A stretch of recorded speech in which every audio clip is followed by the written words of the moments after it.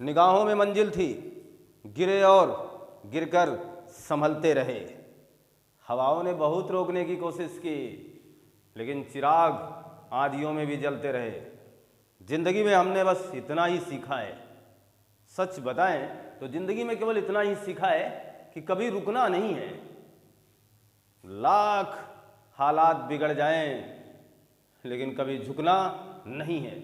इसी उद्देश्य के साथ कि हम कभी झुकेंगे नहीं और ना ही हम हार मानने वालों में से हैं। हमने इरादा बना लिया है, हम कर गुजर जाने वालों में से हैं।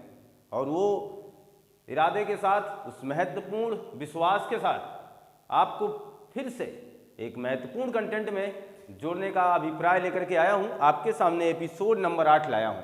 जी हाँ, सिंधु घाटी सभ्यता यानी प्राचीन इतिहास का सिलसिला लगातार मैं आपके इस यूट्यूब प्लेटफॉर्म पर दौड़ा रहा हूं, जिसमें आप लोग सिंधु घाटी सभ्यता की महत्वपूर्ण जानकारी का अब हमारे साथ जुड़ करके एक महत्वपूर्ण आकलन करने वाले हैं। जी हाँ, तो जुड़िएगा हमारे साथ सिंधु घाटी सभ्यता के प्रमुख स्थल एवं साक्ष्य में, जहां हम लोग महत्वपूर्ण 2 स्थलों की बात कर चुके हैं, हड़प्पा और मोहनजोदड़ो।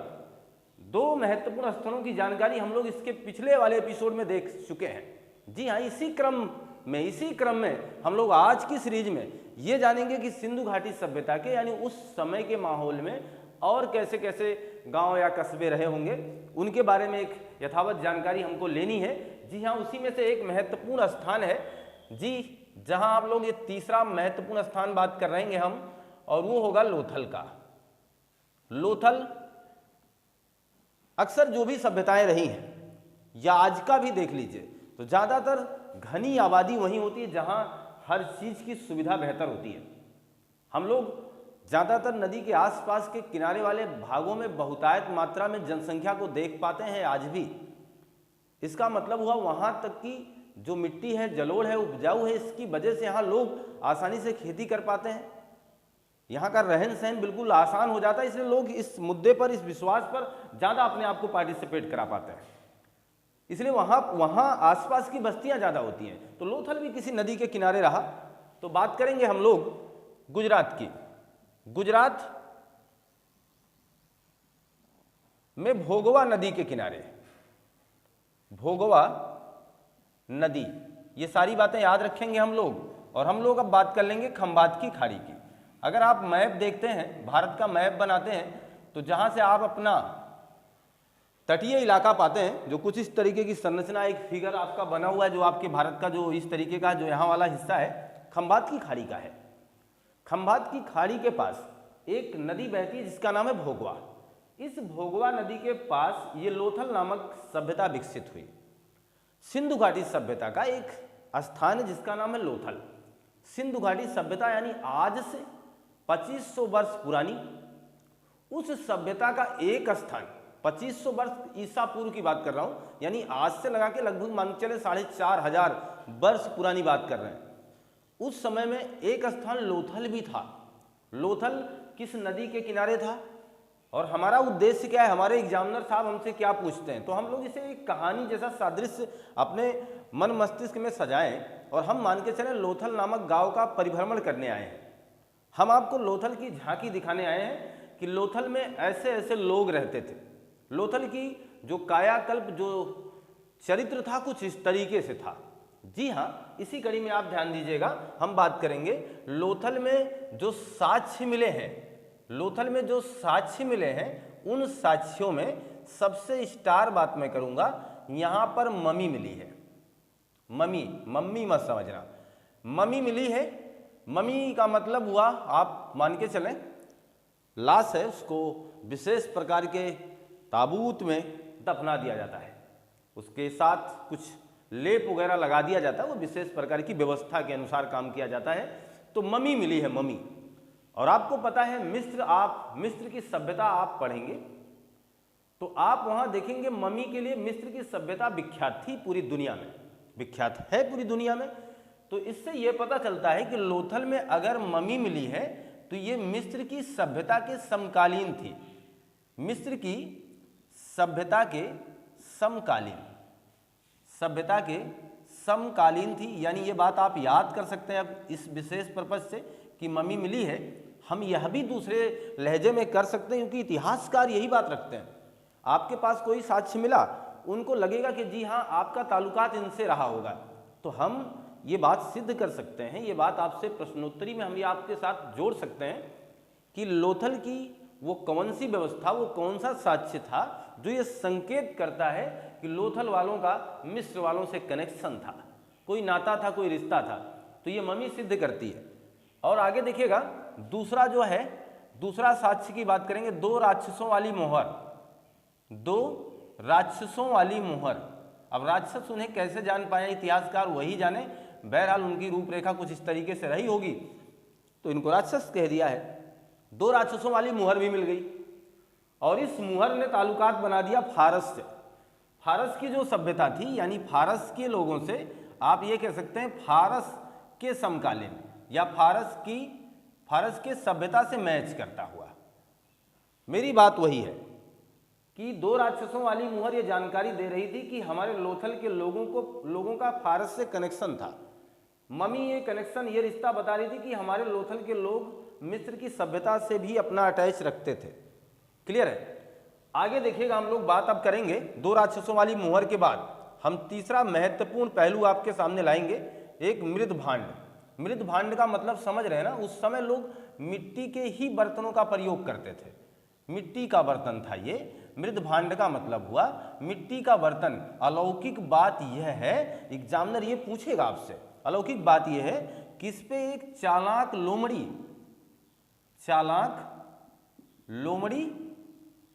और कौवे का चित्र दर्शाया गया है। अद्भुत है। पंचतंत्र की कहानी आपने सुना होगा, पंचतंत्र में इस कहानी का जिक्र किया गया है और ये लोथल वाले इसको बहुत पहले से जानते हैं। ये अजीब है ना कि हम किसी व्यवस्था को सोचते हैं हमसे बेहतर कोई कर नहीं सकता। हम कभी कभी अपने आप को इस तरीके से पार्टिसिपेट कराते हैं ना कि लोगों से कहते हैं अरे मैंने तो वो ऊपर से पढ़ लिया यार, इतनी डीप में कौन जाता है, कौन इस गहराई से क्वेश्चन करेगा। तो आप बिल्कुल हमारे साथ जुड़े हुए हैं। आप अपने दिमाग से पहली बात तो ये भावना हटा दीजिए कि ये ज़्यादा हो जाएगा, ज़्यादा हो ही नहीं पाएगा। आपके बस की बात नहीं, हमारे बस की बात नहीं कि ज़्यादा कर जाएं। हम एक दायरे में ही चल सकते हैं और इसलिए इस दायरे को बिल्कुल आप मिस ना करें, सारी चीज़ें आप ले जाएं। तो यहाँ देखिए चालाक लोमड़ी और कौवे का ऐसी कहानी आपको कहाँ मिलेगी? पंचतंत्र में। पंचतंत्र में दिखाया गया कि कौवे के मुख में एक मछली है, ठीक वही यहाँ भी दर्शाया गया है। कौवे के मुख में एक मछली है और लोमड़ी नीचे से उसे निहार रही है। तो इस चित्र ने ये बताने का प्रयास किया है, किसी चित्र को देख करके आज भी छोटे छोटे बच्चों से उनसे कहानी बनवाई जाती है। तो इस चित्र को देख करके ये लगा कि लोमड़ी ने क्या कहा कौवे से कि भाई साहब आप बहुत मीठा बोलते हैं, आप कोयल से भी ज़्यादा मीठा बोलते हैं। कौवे को विश्वास नहीं हो रहा था, लेकिन फिर भी किसी की तारीफ कर दो ना, आपको पता है किसी व्यक्ति की तारीफ आप कर दो तो आपका वो बहुत ही कद्र करेगा। आप उससे कहिए कि आप बहुत खूबसूरत हैं। जो आपसे नाराज है उनसे केवल इतनी बात कहिए, आप बहुत खूबसूरत हैं। वाकई बता रहा हूँ, वो नाराजगी छोड़ देगा। जितनी बार उससे बात हो ना, अरे यार क्या बात है, आप कितने अच्छे लग रहे हैं, ये सामने वाला सुन करके गदगद हो जाएगा। इसी प्रेरणा को, इसी आनंददायक लम्हे को कौवा बर्दाश्त नहीं कर पाता है। कौवे को लगता है अरे यार ये तो मजेदार बात है। सच में लोमड़ी ने कहा एक बार बोल के दिखाते, बहुत ही दिन हो गए हमें ये सुने हुए आपकी आवाज़, मीठी सुरीली आवाज़। कौवे ने जैसे अपने चोंच खोले तो आपको पता है कि क्या हुआ, वो मछली का टुकड़ा, वो मछली जो थी वो नीचे चली आई। अब लोमड़ी तो बर्दाश्त नहीं करने वाला, लोमड़ी यही करने के लिए काम ये अपनाया ही था, यही कार्यदायित्व करना ही, निभाना ही चाहता था। लोमड़ी ने जैसे ही मछली का टुकड़ा लिया वो भाग गई। इसका मतलब यह हुआ कि चालाक लोमड़ी उस समय लोथल वाले भी जानते थे और इस कहानी को इस तरीके से किसी भी पात्र पे उकेरना, बनाना अद्भुत बात थी अपने आप में। एक सिस्टमैटिक ढंग से इस चीज को लाना अद्भुत तरीका था। आगे देखिए, मृद भांड के बाद हम बात करेंगे, आगे बात करने वाले हाथी के दांत। हाथी के दांत मिले और वो दांत कैसे थे? स्केल, यानी हाथी के दांत स्केल यानी पैमाना बता रहे थे। हाथी के दांत पैमाना बता रहे थे। ये चीज हाथी का दांत, उस पर कुछ लाइनें वगैरह चित्रकारी की गई, उसके माध्यम से कुछ चीजें नापी तोली गई होंगी। तो इसके रहा आगे देखिएगा, एक मनका का कारखाना मिला। मनका का मतलब आप माला समझ सकते हैं, इसका कारखाना जो गले वगैरह में पहनने के लिए काम किया जाता था, मनका का कारखाना। रगाई का कुंड मिला, रगाई का कुंड मिला। इससे यह सिद्ध होता है कि ये लोग कपड़ा वगैरह रंगते रहे होंगे, इसकी रंगाई करते रहे होंगे। अद्भुत बात आप देखना, 20 समाधियां एक साथ मिली हैं, 20 समाधियां साथ मिली हैं, साथ बाबा 20 समाधियां साथ मिली हैं। और इतनी लाशें एक साथ मिल जाए, इतनी समाधियां एक साथ मिल जाए, तो किसी भी सभ्यता के लिए, किसी भी आदमी के लिए एक बार लगेगा कि इसको कुछ नाम दे जाए। इतिहासकारों ने नाम दे दिया, इसे कहा मुर्दों का नगर। जैसे मृतकों का टीला मोहनजोदड़ो को कहते हो आप, वैसे मुर्दों का नगर लोथल को कहा जाता है। इसलिए स्टार जानकारी अपने साथ जरूर रखें, यह स्टार प्रश्न था। आगे देखिए, कुछ जगह ऐसा भी था कि जहां सती प्रथा जैसे प्रमाण मिले, सती प्रथा जैसे प्रमाण मिले। इसका मतलब क्या मैं बताना चाहता हूं, इसका मतलब यह है कि कुछ जगहें ऐसी थीं जहां पुरुष और महिला दोनों साथ दफनाए गए थे।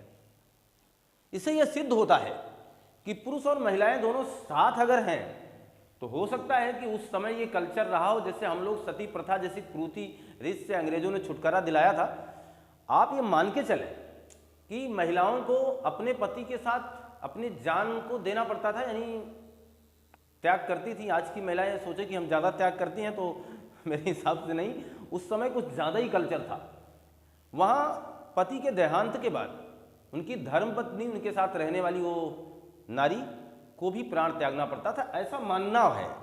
ये कोई सिद्ध प्रमाण नहीं है, लेकिन ऐसा है कि जैसे, इसलिए मिलेगा सती प्रथा जैसे प्रमाण मिले। कहाँ से? लोथल से मिले हैं। इस बात को ध्यान देना, मैंने इस पर पूरी कसम नहीं खाई है। आगे देखिएगा, मैं यहीं एक और बात कर देता हूँ।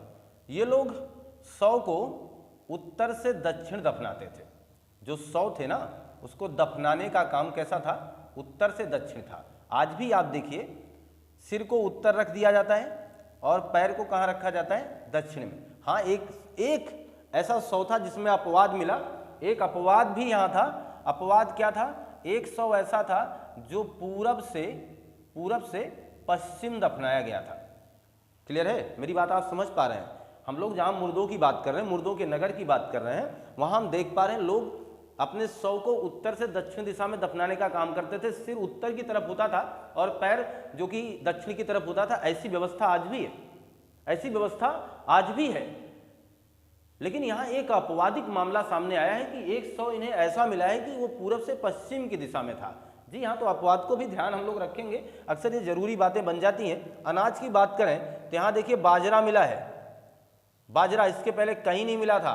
बाजरा मिला है और चावल मिला है। अद्भुत बात है, शतरंज खेल के भी थोड़े बहुत प्रमाण मिले हैं। शतरंज खेल के थोड़े बहुत प्रमाण यहाँ मिले हैं। दिशा मापक यंत्र मिला है, इस बात को भी नोट कर लेंगे हम। दिशा मापक यंत्र, दिशा मापक यंत्र। और अद्भुत बात बताएं हम आपको, तांबे का बैल मिला है, तांबे का बैल, तांबे का कुत्ता, तांबे की पक्षी। ये स्टार बात है। तांबे का बैल मिला, तांबे का कुत्ता मिला, तांबे का पक्षी मिला। ये रही लोथल की अद्भुत पेशकश आपके सामने। लोथल में इतनी व्यवस्था होने के बावजूद लोथल अपने लिए एक विख्यात चीज रखता है। एक बहुत ही प्रसिद्ध बात लोथल के साथ और है। इन सारी बातों के आगे आप स्टार बनाते जाइएगा, एक बड़ा स्टार आप लिखूंगा। इनके पास जल प्रबंधन प्रणाली बहुत ही विकसित थी। जल प्रबंधन प्रणाली विकसित थी। इसका मतलब हुआ कि इनके पास ये जो मान के चलिए इनके रहने का स्थान, तो इनके आसपास पीछे चारों तरफ जल प्रबंधन की व्यवस्था थी। यानी जल को इकट्ठा संचित किया जाता था, एक भी बूंद जल का बेकार न जाए, ऐसी कुछ व्यवस्था इनकी थी लोथल वालों की। तो इतने बेहतरीन अंदाज में जीवन यापन करने वाले लोग, हड़प्पा जैसे, मोहनजोदड़ो जैसे कुछ सभ्यता को मैच कराने वाले लोग, वहां नगरीय सभ्यता से अपने आप को जोड़ करके दिखाने वाले कि हम भी कुछ इसी तरीके से हैं। इसीलिए इस लोथल को लघु हड़प्पा लघु मोहनजोदड़ो कहा जाता है। ये सारे प्रश्न आपके स्क्रीन पर मैं साझा कर चुका हूं, एक से बढ़कर एक प्रश्नों की आपको रनवे क्लास दे रहा हूं। आप जुड़ करके पूरे क्रमबद्ध तरीके से इस मनोरंजनात्मक कंटेंट का बेहतरीन तरीके से आनंद लीजिए। आप इसका स्क्रीनशॉट लीजिए। ये मान चले कि आपने स्क्रीनशॉट ले लिया होगा। सिलसिले को बढ़ाते रहिए। हम लोग लोथल की बात जान चुके हैं। इसी क्रम में एक दूसरे गांव की बात करेंगे, एक दूसरे परिक्षेत्र की बात करेंगे, जहां पर हम लोग ऐसे महत्वपूर्ण जानकारी को एग्जामिनर जैसा पूछते हैं कि हाँ ये फला साक्ष्य कहाँ से मिला है, फला साक्ष्य कहाँ से मिला है। तो हम लोग इसी परिप्रेक्ष्य में अपनी तैयारी को आगे बढ़ा रहे हैं। अब हम बात करेंगे एक महत्वपूर्ण स्थान है जिसका नाम है धौलावीरा। धौलावीरा, और इसकी खोज करने वाले हैं जगपति जोशी साहब। जगपति जोशी साहब ने इसका खोज करता है, यानी खोज करने वाले हैं। खोजकर्ता की बात हम कर रहे हैं हम। अगर लेकिन इसके उत्खननकर्ता की बात करें, यानी उत्खननकर्ता अलग हैं, आर.एस. बिष्ट साहब हैं। आर.एस. बिष्ट साहब, ये मामला 1960 के आसपास का है, जबकि खोज इसका 1953 में ही हो गया था। ये रहा धौलावीरा। लेकिन धौलावीरा है कहाँ? ये भी गुजरात में। गुजरात में एक की कच्छ खाड़ी, ध्यान दीजिए, गुजरात की कच्छ खाड़ी, गुजरात की कच्छ खाड़ी, और इसमें मासर नदी एवं मानहार नदी, इन नदियों की बात होगी। देखिए, तो हम लोग बात कर रहे हैं धौलावीरा की। धौलावीरा एक सिंधु घाटी सभ्यता का एक महत्वपूर्ण स्थल रहा है। ये जो साक्ष्य प्रस्तुत कर रहा हूं ना, आप जाइए, गुजरात जाइए, और आप एक पर्यटन की भांति, एक पर्यटन के रूप में, एक पर्यटक के रूप में पहुंचिए और चीज़ों को अपनी आंखों से देखिए।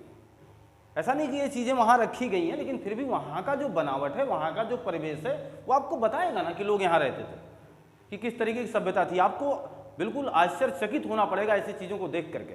तो मनमोहक होता है इतिहास। यादें हैं, यादों को तो वाकई में ऐसी भी कोई भी याद हो, कोई भी यादें हों, हमेशा अच्छी ही होती हैं। कभी देख लेना। लेकिन मैं आपको भाव विभोर नहीं करूंगा, यहाँ समझाता है, समझना हम लोगों को। यहाँ देखिए क्या क्या साक्ष्य मिले हैं। यहाँ देखिएगा, एक पत्थर का जलकुंड मिला है। पत्थर का जलकुंड एक प्रकार का मान के चले कुआं है, लेकिन किसका है?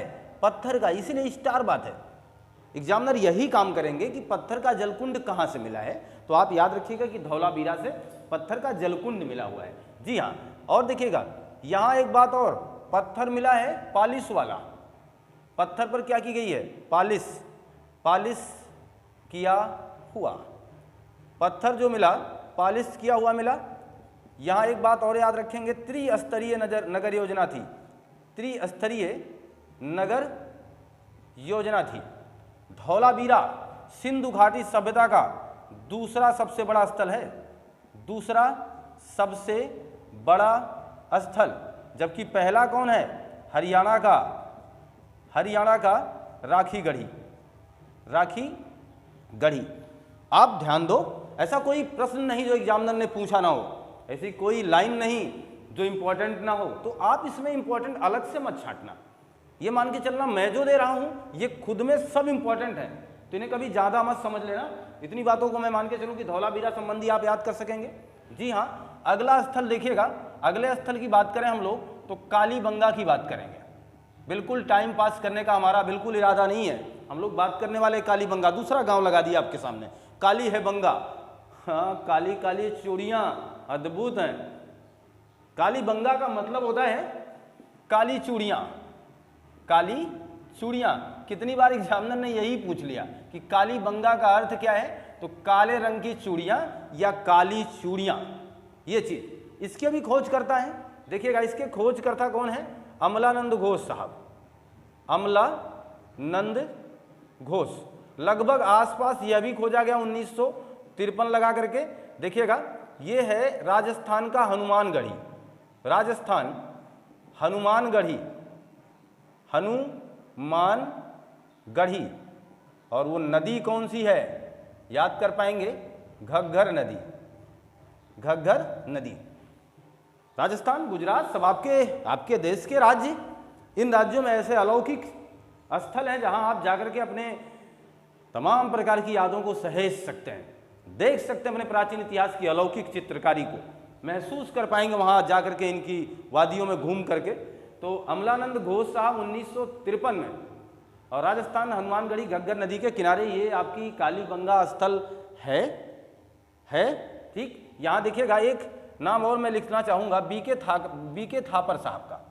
बीके थापर साहब जो हैं इसके उत्खननकर्ता के माने जाते हैं, किसी किसी बुकों में ऐसी बात कही गई, तो आप याद रखेंगे दोनों नाम। उत्खननकर्ता ये हैं, और अमलानंद घोष ने 1953 में खोज लिया है। लगभग ये दोनों ही दायरे लगभग आसपास चल रहे हैं। और उत्खननकर्ता जो कि इसके आर.एस. बिष्ट साहब हैं, इन्होंने 1960 से लगा करके पहल किया, 1990 तक इन्होंने ये कार्य योजना संपादित की है। अद्भुत बात है। और यहाँ तो मामला ये सार्थक निपट जाएगा कालीबंगा वाला। तो अमलानंद घोष 1953, बीके थापर और राजस्थान हनुमानगढ़ी और ये घग्गर नदी, इतनी बातें तो आपके दिमाग में रह जाएंगी ना।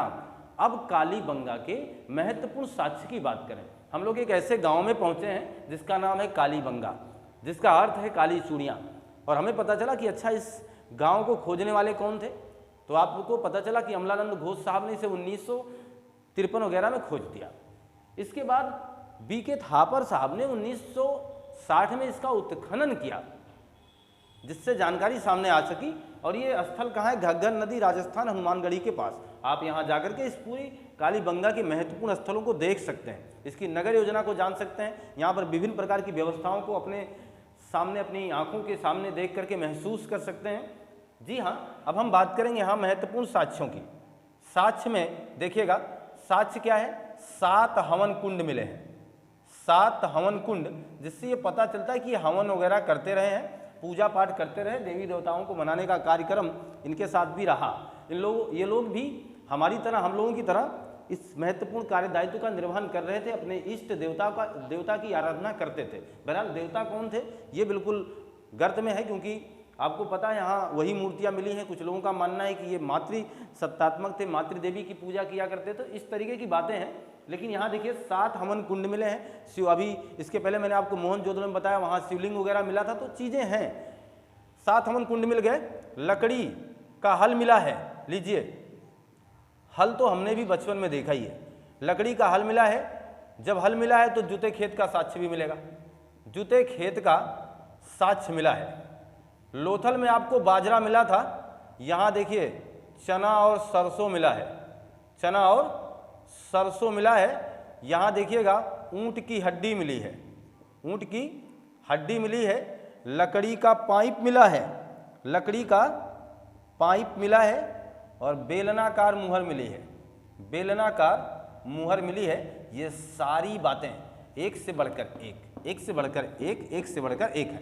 जी हाँ, हम लोग कालीबंगा के महत्वपूर्ण साक्ष्यों की बात करें। कालीबंगा किस लिए फेमस है हमारे इतिहास में, इसकी क्या जरूरत है, क्या पोजीशन ये बना के रखता है, तो पोजीशन आपके सामने है। किसी भी स्थल की, किसी भी तथ्य की फेमस होने, प्रसिद्धि होने की बात अलग है। हम अपने चैनल से, आपके माध्यम से, आप लोगों की ताकत के माध्यम से, आप लोगों के हौसले के माध्यम से ये चैनल किसी दिन आगे बढ़े, किसी दिन आगे बढ़ जाए, तो इसमें हम सबकी मेहनत है। हम लोग वर्क कर रहे हैं, बात की बात, वो फल मिले ना मिले, लेकिन हमारा कार्यदायित्व तो है कि हम हार तो नहीं मानेंगे ना, काम तो हम करेंगे। वो रिजल्ट आपके हाथों में, वो रिजल्ट आपके हाथ में। आप कितना इसको, इस चैनल को प्रमोट करते हो, कितनी आप मेहनत, कितनी लगन से आप जुड़े हुए हैं, कितने अच्छे ढंग से इस कंटेंट को मैं आप तक पहुंचा पा रहा हूं। जब मेरा कार्यदायित्व अच्छा होगा तो ही तो आप अपने कार्यदायित्व का निर्वहन करेंगे। लाइक, शेयर, सब्सक्राइब करना ये आपके हाथों में है, ये मैं तो नहीं कर सकता ना। तो लाइक, शेयर, सब्सक्राइब करना, कराना वो आपके हाथों में तब है जब मैं अपने कार्यदायित्व का अच्छे से निर्वहन करके आपको देने वाला हूं। मेरी कोशिश, पुरजोर कोशिश है कि मैं ये काम कर सकूं। तो आपके सामने मैंने धौलावीरा जैसे एक महत्वपूर्ण स्थल से परिचय करा दिया। मान के चलो एक गांव के तरीके से अपने जहन में समाहित करें कि धौलावीरा एक गांव, वहां हम टहलने गए और इसके बारे में पता किया, तो इन लोगों ने बताया कि ये सारी चीजें थी और यहाँ क्या क्या मिली है वो आपके सामने, आपकी स्क्रीन पर मैं साझा कर चुका हूँ। कालीबंगा में क्या क्या मिला है, अद्भुत चीजें हैं, वो आपके सामने साझी हो चुकी हैं। एक बात अगर याद रखें तो कई बातें हो जाती हैं। लकड़ी का हल याद रहेगा तो जूते खेत का साक्ष्य भी याद रहेगा, है ना। लकड़ी का हल अगर याद है तो जूते खेत का सच भी याद रहेगा। लेकिन और भी बातें हैं जो इंपॉर्टेंट है। ऊंट की हड्डी मिली कहाँ, तो कालीबंगा में। चना सरसों मिला कहाँ, तो कालीबंगा में। बेलनाकार मुहर मिली कहाँ, तो कालीबंगा में। ये अद्भुत बातें रही हैं कालीबंगा के लिए। और सारी चीजें आपके सामने मैंने उल्लिखित कर दिया, आप इसका स्क्रीनशॉट लीजिए। ये मान चले कि आपने स्क्रीनशॉट ले लिया होगा। सिलसिले को आगे बढ़ाते रहें, और अभी कुछ और महत्वपूर्ण स्थल हैं इस सिंधु घाटी सभ्यता के, जिनके बारे में हमें जानकारी लेना बहुत ही जरूरी है। हम बिल्कुल बोरियत महसूस इसलिए नहीं करने वाले हैं क्योंकि हम लोग कुछ ऐसे कंटेंट को जोड़ करके जल्दी से निपटा लेना चाहते हैं कि जिसमें हम लोग बहुत ही जल्दी कुछ महत्वपूर्ण क्वेश्चनों का आकलन कर सकें। इसलिए थोड़ा सा तीव्र गति हम लोगों को चलने की आवश्यकता भी कहीं कहीं है। तो जहाँ ज़रूरत है वहाँ मैं ऐसा काम करने के लिए बिल्कुल प्रयासरत रहता हूँ। तो इसी कड़ी में, इसी क्षेत्र में कुछ और महत्वपूर्ण स्थान की बात हम करेंगे। देखिएगा, ये आपके सिंधु घाटी सभ्यता का एक महत्वपूर्ण स्थान है चहुंदड़ो। चहुंदड़ो जो कि इसका खोज करता है यन गोपाल मजूमदार साहब। इन्होंने ये काम कर दिया 1931 में, लेकिन उत्खनन का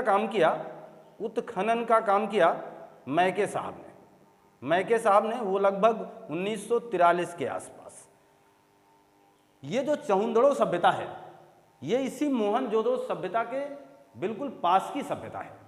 तो आप इसे ध्यान से इसको जान भी सकते हैं। मोहनजोदड़ो तो आपने जाना ही जाना है। मोहनजोदड़ो इसके 130 किलोमीटर दक्षिण में यह सभ्यता है। मोहनजोदड़ो किस नदी के किनारे था? तो आप कहते हैं सर सिंध नदी के। तो जब ये सिंध नदी के है तो चहुंदड़ो भी किस नदी के किनारे हुआ? सिंध नदी के। तो कभी भी एग्जामिनर ये बात करें आपसे कि चहुंदड़ो एक जिस विशेष गांव की अब हम बात कर रहे हैं, अच्छा देखना, इतिहास तब हमें कठिन लगने लगता है कि जब हम उसे कठिन बनाते हैं। वाकई में कोई भी विषय हो, हम लोग जहां अब मौके पे बात कर रहे हैं, जिस महत्वपूर्ण सभ्यता की कहानी की गाथा हम लोग याद करना चाहते हैं, उसमें एक गांव है चहुंदड़ो, एक स्थान है चहुंदड़ो।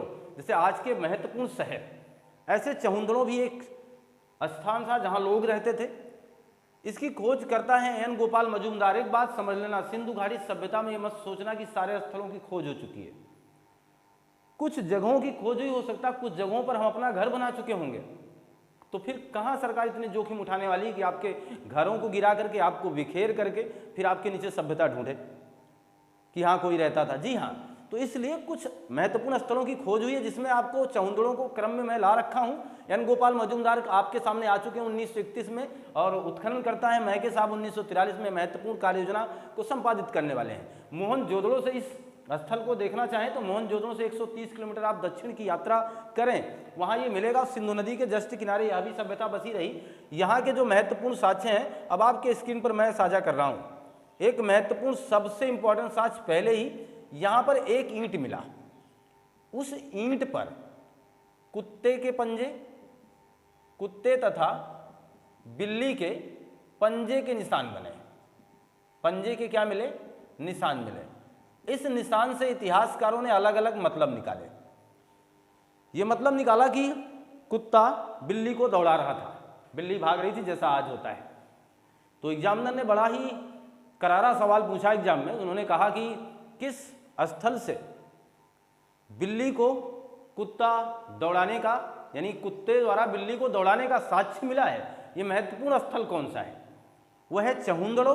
और वो मिला कहाँ था? एक ईंट पर ऐसे निशान मिले। इस महत्वपूर्ण रचना को देख करके, महत्वपूर्ण इस चित्र को देख करके इतिहासकारों के मन मस्तिष्क में भावना बनी कि ऐसा निशान रहा, इसका मतलब कुत्ते ने बिल्ली को दौड़ा लिया था आज की तरह।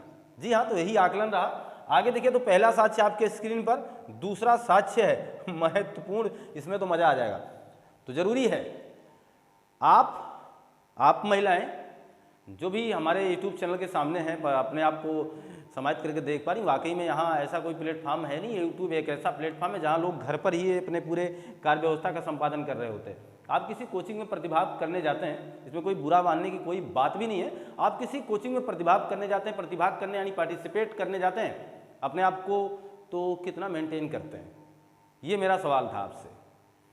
तो मेरा जहाँ तक मानना है, तो आप आज के कल्चर में, आज के समय में लोग सबसे पहले तो कॉस्मेटिक विभिन्न प्रकार के, वो क्रीम अच्छी वाली होनी चाहिए, और उसके साथ साथ वो क्या कहते हैं उसको, पता नहीं क्या कहते हैं, लाइनर कहते हैं, आई मस्कारा कहते हैं, पता नहीं क्या क्या नाम, जो कुछ भी मुझे इतना नहीं पता, लेकिन जो भी मस्कारा है, वो आई लाइनर है, जो कुछ भी, इन सारी व्यवस्थाओं का सटीक प्रयोग करना महिलाओं को आता है।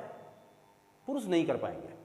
हाई लाइनर लगाना होगा, मेरे समझ से वो अपने गालों वगैरह पे ही लगा जाएगा, यानी उतनी कारीगरी नहीं होगी उन हाथों में। तो नेचर भी बहुत सोच समझ करके देता है। हथियार पुरुषों को देगा कि आप ठीक ठाक हो सकता चला ले जाओ, महिलाओं को वो सारी व्यवस्था देता है कि जो आप संपादित कर जाते हैं। तो ये अक्सर होता है। यहाँ आपके उस कहानी को जोड़ करके बता रहा हूँ, यहाँ इस चैनल पर आप लोग रूखे रूखे या फिर भी हो सकता है नहाए बगैर भी चैनल को देख रहे हैं, इसमें कोई दो राय नहीं, क्योंकि ये घर पर बैठ करके व्यवस्था है। ये हम लोग अपने यूट्यूब चैनल को कभी सोते जागते कभी भी देख रहे हैं, इसमें तैयार होने की क्या आवश्यकता है। पढ़ाई तो चल रही है, लेकिन हम लोग पढ़ने के लिए जाते हैं, कोचिंग में पार्टिसिपेट करते हैं, तैयार होते हैं।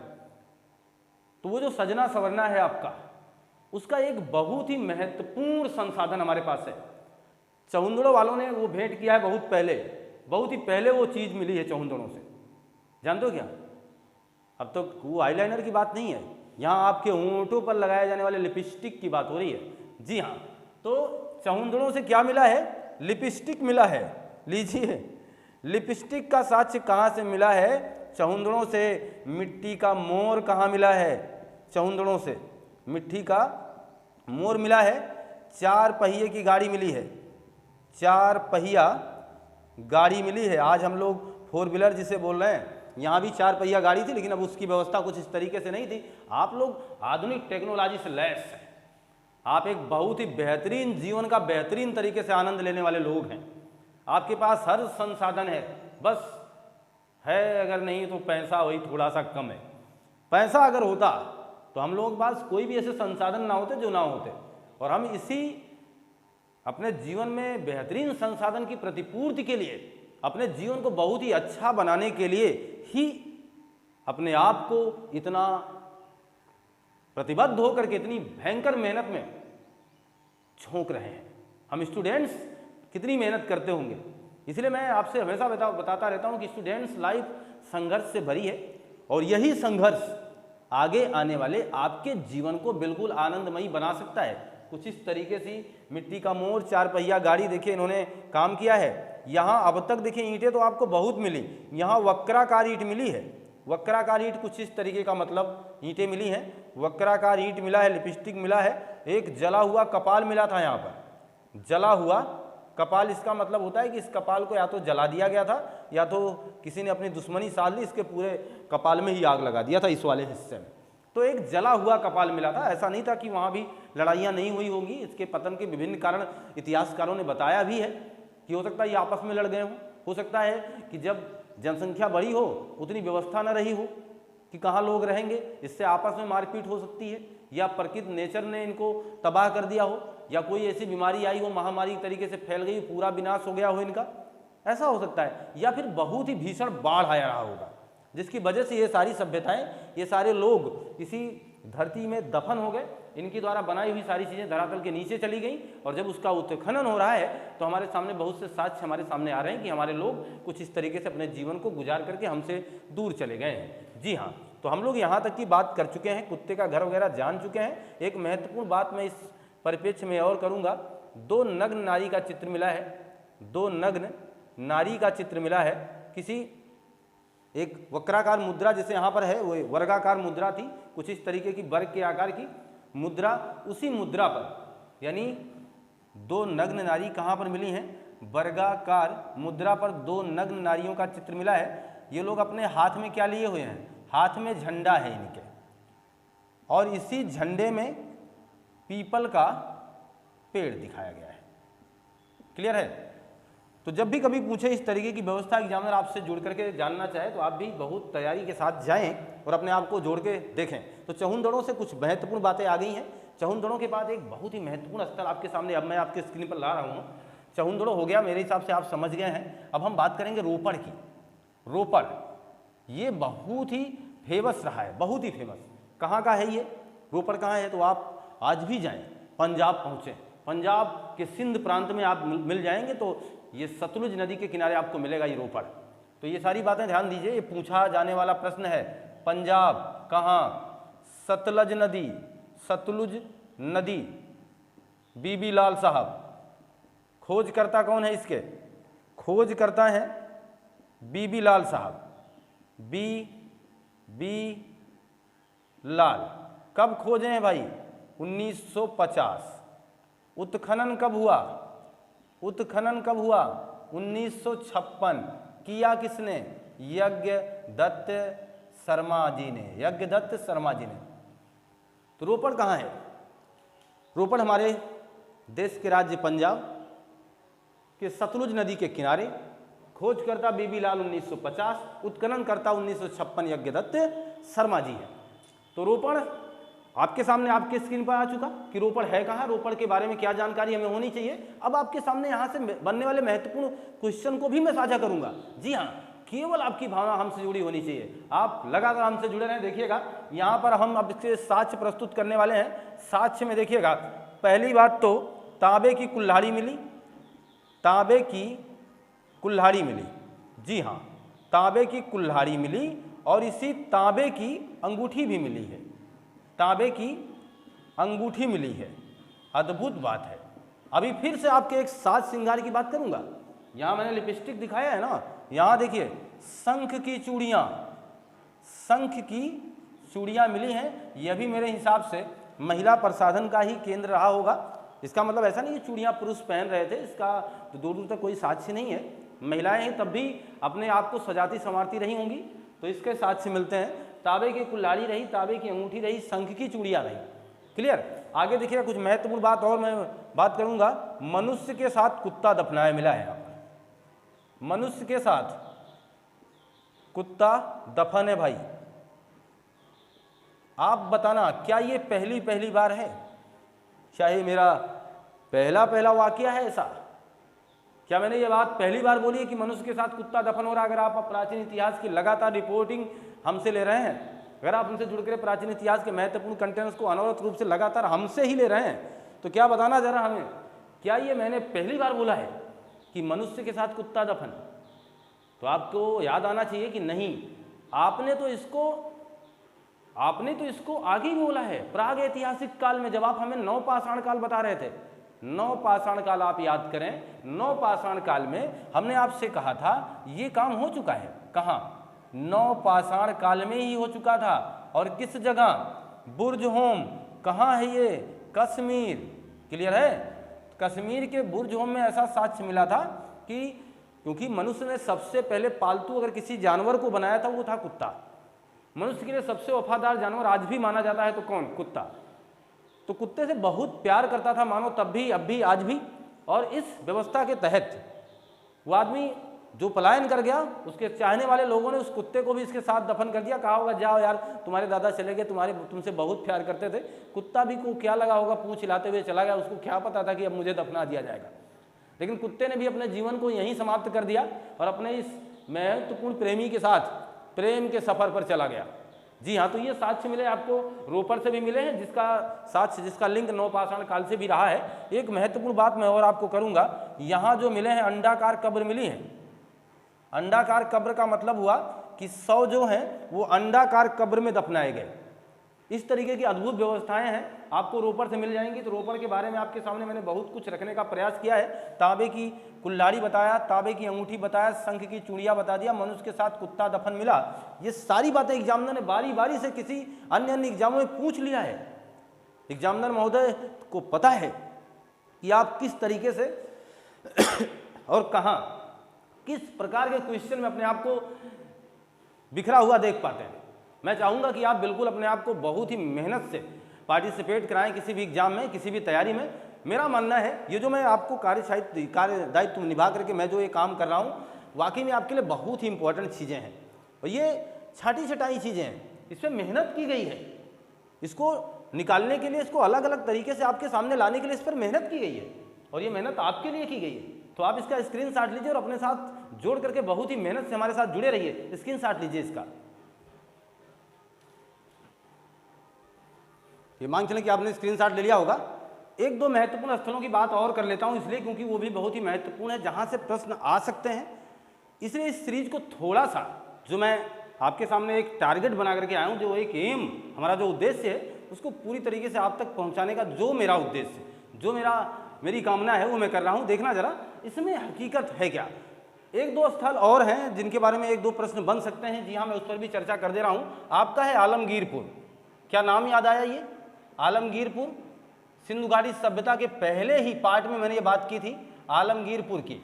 आलमगीरपुर जो कि सबसे पूर्वी हिस्सा है, सिंधु घाटी सभ्यता का सबसे पूर्वी हिस्सा है, किस नदी के किनारे बताया गया था? तभी भी बता दिया मैंने इसे, हिंडन नदी के किनारे, और आपके उत्तर प्रदेश यानी मेरठ से बिलोंग करता है। अब हमारा एग्जामिनर हमसे कह सकता है कि सिंधु घाटी सभ्यता का कौन सा ऐसा स्थल है जो यमुना और गंगा नदी से रिश्ता रखता है। तो लीजिए ना, आपके सामने आलमगीरपुर है।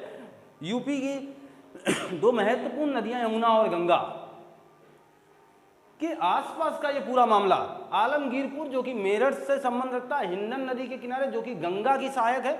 आप ये मान सकते हैं कि ये हिस्सा रहा यमुना गंगा तहजीब पर आलमगीरपुर है, यानी आलमगीरपुर का कुछ हिस्सा इस गंगा यमुना के भी क्षेत्र में आया गया। इसलिए जान सकते हैं हम लोग यहाँ के एक दो महत्वपूर्ण साक्ष्य हैं, बस इनकी बात कर लेते हैं।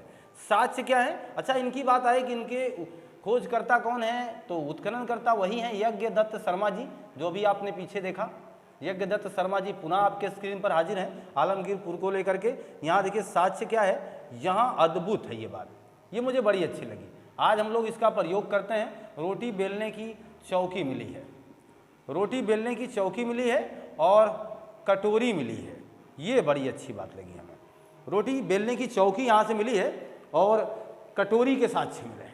जो कटोरी इस तरीके से आप प्रयोग में लाते हैं, तो रोटी बेलने की चौकी और कटोरी के यहाँ से क्या मिले हैं? साक्ष्य मिले हैं। ये दो महत्वपूर्ण बातें इस आलमगीरपुर से आप अपने साथ जोड़ करके रखिएगा। अब हम बात कर लेते हैं सुत कांगे डोर की। सुत कांगे डोर की, आपको पता है यह सिंधु घाटी सभ्यता का सबसे पश्चिमी स्थल है। मैंने इसकी बात की है पहले भी, और ऐसा नहीं कि केवल यहाँ रोटी बेलने की चौकी मिली, कटोरी मिल गई, ऐसा नहीं है, और भी साक्ष्य मिले, लेकिन वो साक्ष्य पहले भी मिल चुके थे, इसलिए उनकी कोई इंपॉर्टेंस नहीं है। कुछ अलग मिलेगा तो अलग चीज़ें एग्जामिनर अक्सर पूछते हैं। तो रोटी बेलने की चौकी का सबसे पहला साक्ष्य आपको आलमगीरपुर में ही मिलेगा, तो इस तरीके से पूछा जाएगा आपसे प्रश्न। तो यहाँ देखिए सुत कांगेडोर जो कि पश्चिमी स्थल है, ये दास्क नदी के किनारे है, दास्क नदी। और हिस्सा कहाँ पड़ेगा? ये बलूचिस्तान, बलूचिस्तान यानी आज का पाकिस्तान, ये चीज। सुत कांगेडोर दास्क नदी पश्चिमी स्थल सिंधु घाटी सभ्यता का है, ये दास्क नदी के किनारे पड़ेगा। आज का स्थान वो बलूचिस्तान मान के चलिएगा, ठीक है। यहाँ देखिएगा कुछ एक दो जो महत्वपूर्ण लाइनें मैं आपके सामने रखूंगा। यहाँ अस्थि राख यानी हड्डी को जला दिया गया है, अस्थि राख का बर्तन मिला है, यानी उसमें अस्थियां थीं, ऐसा मान के चलिएगा। किसी घड़े में अस्थियों को जलाने के बाद रखा जाए, इससे दो बातें स्पष्ट हो जाएंगी। एक तो उस समय का मनुष्य ये जान रहा था कि शव को जलाने की भी प्रथा से वाकिफ था कि शव को जलाया जाएगा। जलाने के बाद वो क्या करता था, उसकी अस्थि को इकट्ठा करके एक महत्वपूर्ण पात्र में रख लिया करता था, और ऐसा ना करता तो ये फिर सुरक्षित आपको कैसे मिल पाता। तो अस्थि राख का बर्तन कहाँ मिला? सुत कांगे डोर से मिला है। इस बात को भी जानकारी अपने साथ जोड़े रखें। आगे देखिएगा, अद्भुत है, यहाँ भी आपके श्रृंगार की एक बात होगी। मिट्टी की चूड़ियाँ मिली हैं, मिट्टी की चूड़ियाँ। आज आप लोग अलग अलग ब्रांड की चूड़ियाँ पहनते होंगे, लेकिन ये मिट्टी की चूड़ियाँ बिल्कुल अलग थी, शायद आप इससे वाकिफ नहीं हैं, और ये बहुत ही खूबसूरत रही हो सकती हैं, रही हो सकता है हम लोग ये जान रहे हैं कि हमने बड़ी खूबसूरत चूड़ियाँ बनाई हैं, हो सकता है मे भी कि इनकी चूड़ियाँ ज़्यादा खूबसूरत रही हों। तो यहाँ पर मिट्टी की चूड़ियों के साक्ष्य मिले हैं। जी हाँ, तो हम लोग ऐसे महत्वपूर्ण स्थलों के साथ मुखातिब रहे। हमने जहाँ मोहनजोदड़ो को पढ़ लिया, हमने हड़प्पा पढ़ा, चहुंदड़ो पढ़ा, धोलीबारा पढ़ा, है ना। इस तरीके के रोपड़ की जानकारी हम लोगों ने लिया, कालीबंगा लिया, आपके सामने आपके स्क्रीन पर आलमगीरपुर, सुतकांगे डोल लिया। ऐसे महत्वपूर्ण स्थलों से बार बार क्वेश्चन एग्जामिनर ने पूछा है, इसलिए मैं इन महत्वपूर्ण स्थलों के साथ आपसे मुखातिब रहा, और आशा है हमें ये पूरा कंटेंट आप बहुत ही मनोवेग से देखे होंगे, और हर पल आपको एक से बढ़कर एक क्वेश्चन आप तक पहुंचाने का मेरा प्रयास सफल रहा होगा। आप इसका स्क्रीनशॉट लीजिए। करिए कार्यदायित्व बेहतर लगा, अगर ये कार्यक्रम आपके साथ जो मैं संपादित कर रहा हूँ बेहतर ढंग से आपके अभिप्राय में, आपके मन मस्तिष्क में सजा पा रहा हूँ, क्योंकि हमारी जो कोशिश है ये है कि मेरा पढ़ाना एक उद्देश्य नहीं हो सकता है, ये जो टीचिंग है ये आप तक पहुँचेगी नहीं तो फिर मेरा उद्देश्य तो विफल हो जाएगा। इसी सफलता को हासिल करने के लिए लगातार पूरे मनोवेग से शिद्दत से आता हूँ, और आपको ये सारे कंटेंट दे करके वापस जाता हूँ। कामना बस इतनी है कि लाइक शेयर सब्सक्राइब करना मत भूलिएगा, जोड़िएगा अपने दोस्तों को, जरूर पढ़ते रहिएगा, मस्त रहिए, खुशहाल रहिएगा। मिलते हैं आपसे नए कंटेंट में। आपका दिन शुभ हो। आपको बहुत बहुत धन्यवाद।